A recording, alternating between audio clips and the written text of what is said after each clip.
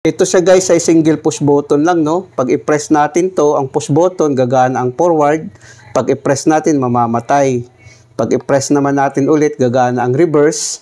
Pag i-press naman natin ulit, mamamatay. Try natin. Press natin to, mamamatay ang forward. Press natin ulit, gagana ang reverse, gumana ang reverse. Pag i-press natin ulit, mamamatay. Magandang araw po sa inyo guys. Ang isi-share ko sa inyo ngayon, yung forward reverse, single push button with impulse relay. Bago natin umpisahan ang wiring guys, alamin muna natin yung device na ating gagamitin. Una, itong push button natin, no, normally open, spring type, ito na siya. Impulse relay natin, ito na siya, nakasetting sa auto mode. Tapos, ito naman yung forward contactor natin. Ito na siya. Ito naman yung reverse contactor natin. Ito na siya. Ito naman yung relay natin, no? Ito na siya. Ang relay na ating ginamit, guys, ay 14 pins. Ang contactor na ating ginamit, guys, dapat mayroon siyang normally open at saka normally close sa bawat gilid. Katulad nito. Kung makikita natin, no? Dito, mayroon siyang normally close at saka normally open. Dito naman, mayroon siyang normally close at saka normally open. Ganun din dito, guys. Para magawa natin ang diagram na ito.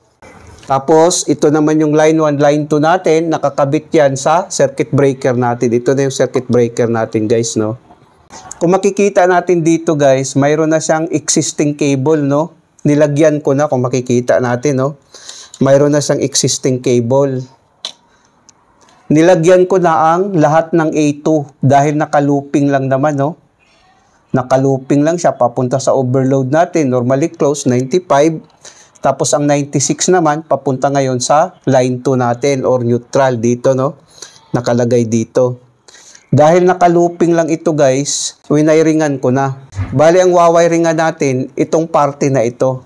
Dahil lahat ng A2 natin ay mayroon ng wiring, no? Para mapabilis tayo. Tapos ang push button natin guys, kinabit ko na ang dalawang wire, no? Ibig sabihin, ito siya, isa, at saka pangalawa, no?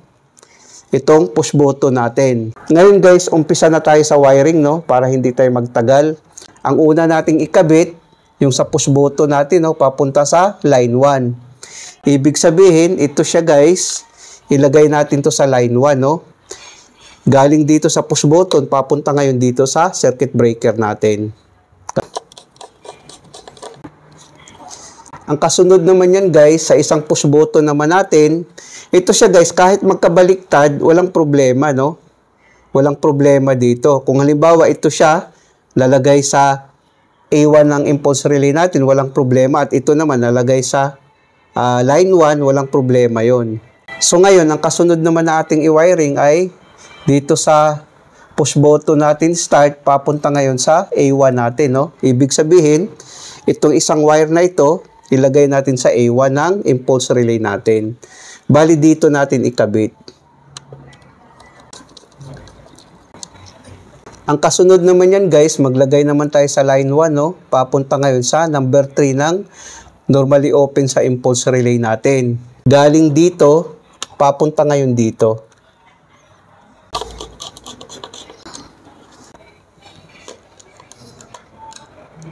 Lusot naman dito sa kabila, no? Sa number 4, papunta ngayon sa relay 1 natin, no? Sa 11. Relay 1, normally close. Ibig sabihin, galing dito, papunta ngayon dito.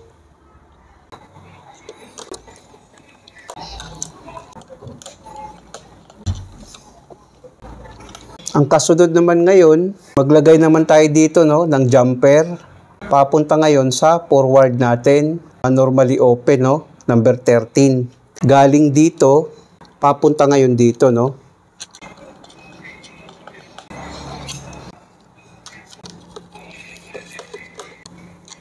Lusot naman dito sa kabila, guys, no? Sa number 12, papunta ngayon sa number 14 natin, no? Galing dito, papunta ngayon dito.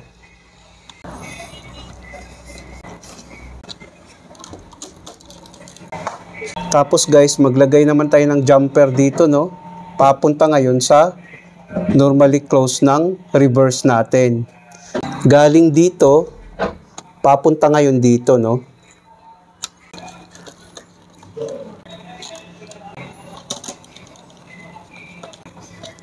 Lusot naman dito sa kabila, no, from number 22 papunta sa A1 ng forward contactor natin, no. Ibig sabihin, galing dito papunta ngayon dito.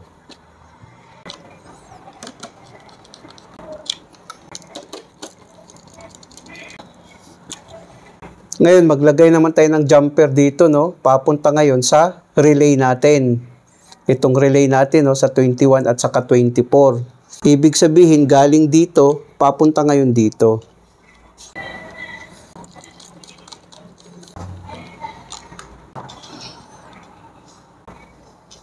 Tapos ngayon, guys, maglagay naman tayo ng jumper dito, no? Sa R1 natin, papunta ngayon sa number 30 natin sa reverse.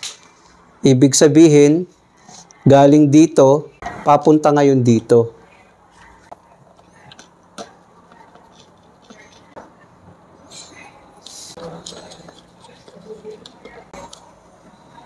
Tapos lusot naman dito sa kabila, no? From 24, papunta ngayon sa number 14. Ibig sabihin, galing dito, papunta ngayon dito.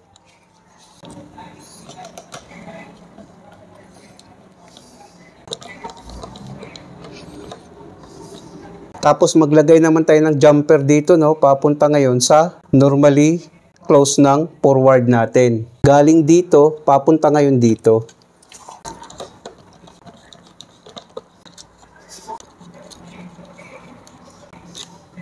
Tapos lusot naman dito sa kabila, no? Papunta sa A1 ng reverse natin.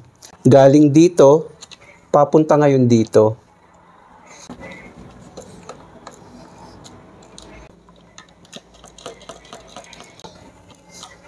Ngayon, maglagay naman tayo ng jumper dito, guys. Papunta ngayon sa number 43 natin sa forward.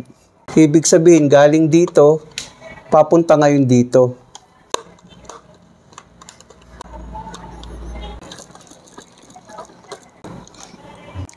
Tapos ngayon, maglagay naman tayo ng jumper dito, no? Sa 43, papunta ngayon sa 31 ng relay natin.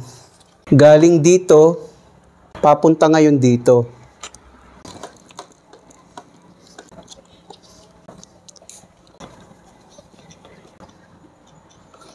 Tapos lusot naman dito sa kabila, no?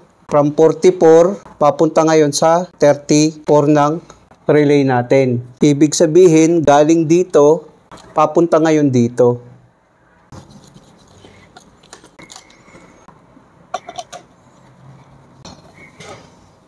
Tapos maglagay naman tayo ng jumper dito, no? Papunta ngayon sa reverse natin normally close. Ibig sabihin, galing dito, papunta ngayon dito.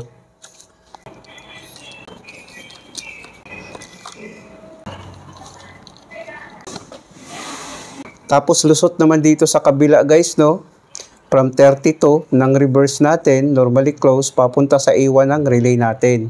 Ibig sabihin, galing dito, papunta ngayon dito.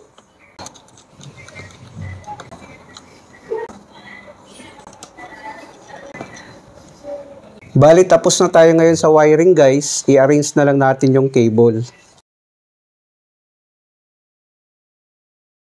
Ang function nito, guys, pag i-press natin tong push button, ang unang gumana, ang forward.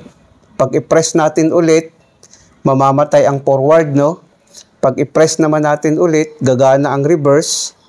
Pag i-press naman natin ulit, mamamatay. Ngayon, i-try natin. On natin ang circuit breaker. Press natin ang push button. Unang gumana ang forward. Press natin. Ayan. Gumana ang forward contactor natin. Pag i-press natin to ulit, guys, mamamatay, no? Ngayon, namamatay siya, no? Pag i-press naman natin to ulit, gagana ang reverse contactor natin. Pag i-press naman natin ulit, mamamatay. Try natin. Gumana ang reverse natin. Pag i-press natin, mamamatay. Pag i-press natin ulit, gumana ang forward contactor natin. Pag i-press natin ulit, mamamatay. Tandaan natin, guys, single push button lang ating ginamit, no? Ang impulse relay natin naka-setting sa auto mode para gumana itong dalawang contactor na ito na forward reverse. I-try natin ulit. Gumana ang forward. Pag i-press natin, mamamatay. Press natin ulit, gagana ang forward. Gumana ang forward, pag i-press natin, mamamatay. Press natin ulit, gumana ang reverse. Pag i-press natin ulit, mamamatay. Ganun ang function niya, guys.